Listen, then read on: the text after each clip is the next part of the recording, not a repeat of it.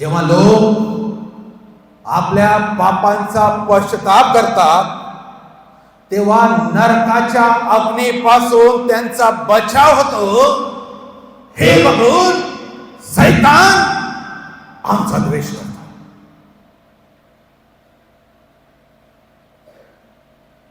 आमच्या दोषावर लावतो. आता मी ह्यांचा ताबा घेऊ शकत नाही, आता मी यांचा कब्जा करू शकत नाही, आता मी यांना नरकात माझ्यासोबत घेऊ शकत नाही, आणि म्हणून शैतान आमचा द्वेष करतो. निन्वेने पश्चाताप केला, योनाला का वाईट वाटावं आणि राग काय यावा. तसंच शैतानाला येतो.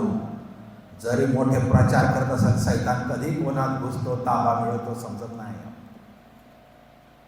म्हणजे त्याला असं वाटत होतं मी प्रचार करत आहे तरी देवाने यांना मारून टाकावं. इतके वायभाराने केलेले केस आहे असे लोक आहेत की इतके पाप यांचं आहे, देवा यांची तू क्षमा करू नको. मी फक्त तू सांगितलेलं करतो पण क्षमा करू नको. पण तो देवच, त्याने त्यांचे खरे पश्चाताप पाहिले. नाश अटळ होता हो त्यांचा, मरण अटळ होतं त्यांचं, पण केवळ त्यांचा अनुताप, केवळ त्यांचे पश्चाताप देवाचं हृदय बदलण्यास कारणीभूत ठरले. आम्ही खूप काही चांगले नाही, आमचे पाप खूप लाखेसारखे लाल आहे प्रियांनो. आम्हाला एक देवाला असा संताप येतो, आम्हाला त्याने नरकात टाकावं अशा योग्यतेचे आम्ही पुष्कळ वेळा त्याच्या विरुद्ध वागतो, त्या गोष्टींची क्षमा मागतो आणि त्याच गोष्टी परत करतो.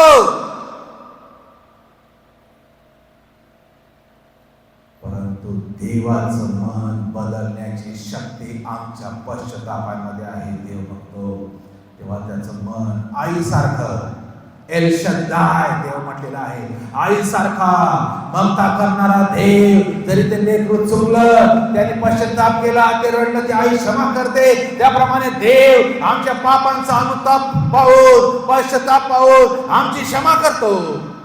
म्हणून पश्चाताप करणं खूप गरजेचं आहे. अनुतप्त हृदय देव तुच्छ मारणार नाही. स्तोत्र 51 मध्ये दावीद म्हणतो,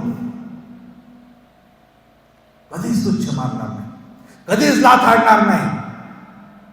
ही चावी आहे या रहस्याची.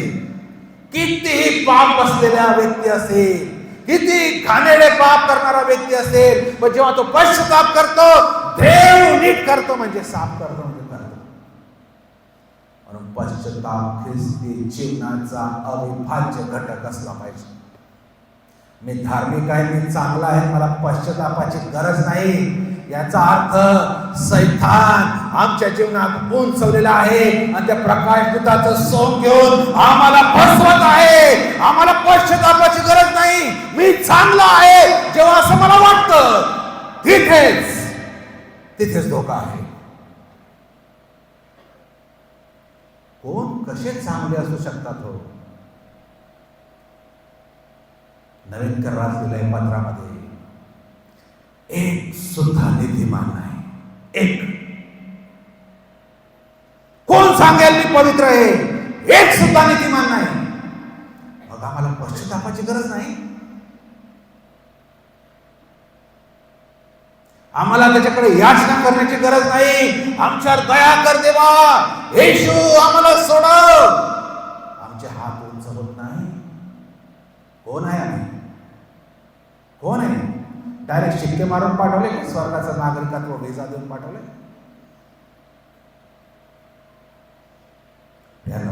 आम्हाला रोज पश्चातापाची गरज आहे, कारण रोज आमच्या कृतीद्वारे, आमच्या विचारांद्वारे, आमच्या चालचालीद्वारे, आमच्या एक दुसऱ्यांच्या व्यवहाराद्वारे आम्ही चुकतो.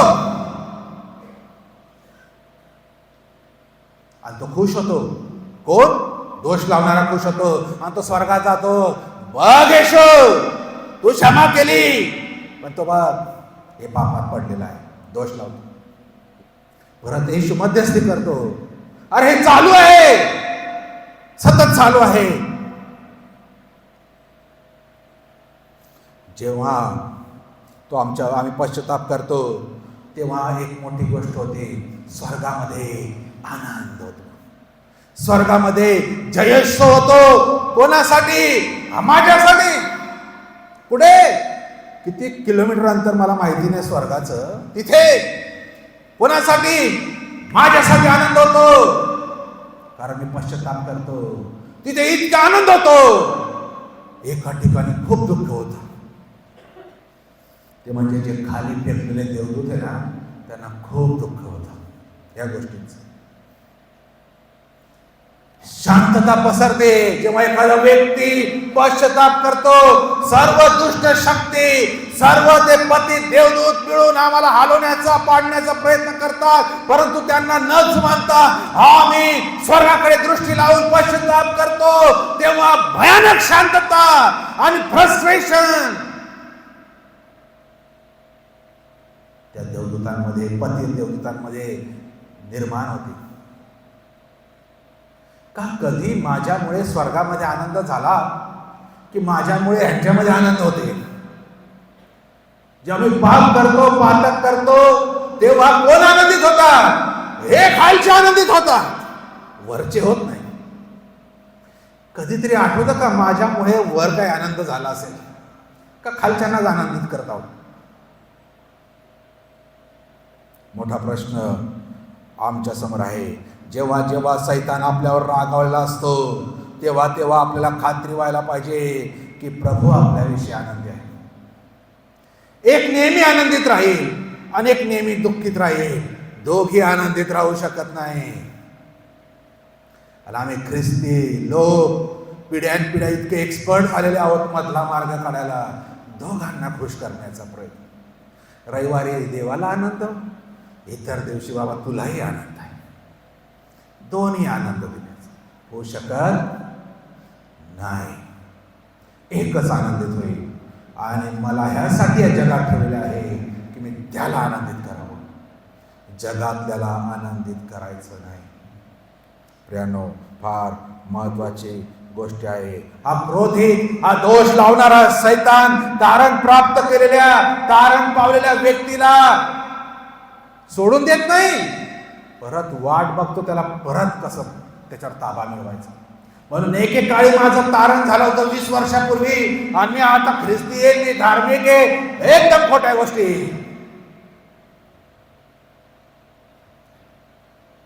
मला वचनातील रोज वचनाच्या जलस्नानाने मला शुद्ध करावं लागेल. हे जल आहे, हे वाचून, याचं अवलंबन करून, याचं लागूकरण करून मला धुतलं गेलं पाहिजे. कारण तो मोह माझ्यावर चढतो. जसं शारीरिक रीतीने मला आंघोळीची गरज पडते, स्नानाची गरज पडते, दिवसभर थकतो किंवा मग पुढे जायचं असेल, फ्रेश व्हायचं असेल तर मला स्नान करावं लागतं. त्याप्रमाणे आध्यात्मिक रीतीने ही धूळ, ही घाण माझ्या आत्मिक जीवनाला जी घाण करते, तिला मला शुद्ध करावं लागेल. आणि म्हणून प्रियांनो, मला रोज स्नान करण्याची, आध्यात्मिक स्नान करण्याची गरज आहे.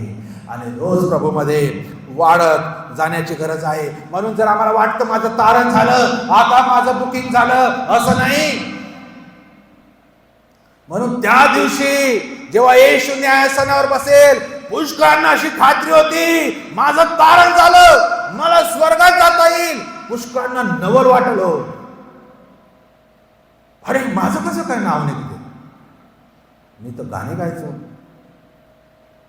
मी तर मोठ्या मोठ्या प्रार्थना ठोकल्या तिथे लोकांसमोर. 40 दिवस उपवास येशू करतो तसं मी करत आहे, माझं नाव कसं काय नाही? येशू काहीतरी चूक केलेली आहे. सांगणार, पिक्चर दाखवून दिलं काय चूक केली. मी तर म्हणतो जो व्यसनाधीन आहे, बघा नीट लक्ष द्या, सैतान कसा फसवतो. जो व्यसनाधीन आहे आम्हाला दिसतो, तो पिऊन पडलेला आहे, उठल कधीतरी, त्याला माहिती आहे मी तर चुकलेलो. पण जो स्वधार्मिक असतो त्याला वाटतच नाही मी चुकलेलो, तो जास्त धोक्यात आहे, जास्त धोक्यात आहे. ज्याला वाटतं मी सर्व धार्मिक कृत्य करतो, तो जास्त धोक्यात आहे. जो व्यसन करून बाहेर पडलेला आहे त्याच्याविषयी खात्री आहे एखाद्या वेळेस, पण स्वधार्मिकाला कोणी वाचू शकत नाही, कारण तो त्या समजमध्ये आहे की माझं रजिस्ट्रेशन झालेलं आहे, बुकिंग झालेली. म्हणून ज्यांना वाटतं आपण उभे आहोत त्यांनी जास्त सांभाळायची गरज आहे. पडलेल्यांविषयी जाऊ द्या. ज्यांना वाटतं मी उभा आहे, ज्यांना वाटतं मी मजबूत आहे, ज्यांना वाटतं माझा विश्वास स्ट्रॉंग आहे, त्यांना जास्त सांभाळायची गरज आहे. कारण त्यांना वाटत नाही मी चुकू शकतो. त्यांना वाटत नाही मला पश्चाताप करायची गरज नाही. मी तर घरी 3 टाइम प्रार्थना करतो, मी तर घरी असं करतो, मी तर अमुक ठिकाणी जातो, मी तर अशा गोष्टी ऐकतो. आता मला काय गरज आहे? अरे तुला तर सर्वात जास्त गरज आहे. कारण सैतानाने तो धार्मिकतेचा चष्मा तुला चढवलेला आहे प्रियांनो. आणि ज्यांना वाटतं मी उभा आहे त्यांनी सांभाळावं की त्यांनी पडू नये. सैतानाची चाल ओळखा. बऱ्याबऱ्यांना वाटतं मी तिथे असेल ना, तिथे नसणार ते. म्हणजे हा तर काय हो, कसं काय स्वर्गात देवा तूच काहीतरी चूक करत. पण त्याचं अंतःकरण आम्हाला माहिती नाही. काहीतरी सर्कमस्टॅन्सेस झाले असेल, काहीतरी मजबुरी झाली असेल, काहीतरी अशक्तपणा, विकनेस त्याच्यामध्ये असेल आध्यात्मिक, तो त्या दुष्टाच्या आवडीत सापडला आणि आज गोते खात आहे. पण जर तो विश्वासात मजबूत झाला ना, आमच्या पुढे निघून जाईल. कारण शेवटले ते पहिले होणारच आहे. म्हणून आम्ही सांभाळायला पाहिजे. कोणाला उगीच काय बोलून नावं ठेवून फायदा नाही प्रियांनो. कोणाच्या विश्वासाची लेवल किती आहे आम्ही ओळखू शकत नाही. एखाद्या माझा विश्वास अगदी कमी असेल, पण एखादा बाहेरचा असेल त्याचा विश्वास माझ्यापेक्षा जास्त असू शकतो. कोण मोजली लेवल? कोण ठरवणार? आम्ही ठरवू शकत नाही. तो देवच ठरवेल आणि त्या सैतानाला माहिती आहे. इथे खुर्चीत बसले म्हणजे आम्ही स्वर्गात जाईल, बिलकुल नाही. जोपर्यंत हे मेल्ट होत नाही, हे वितळत नाही ना, तोपर्यंत आशा नाही. निन्वे विषयी देवाने आपलं मत का बदललं? कारण देवाने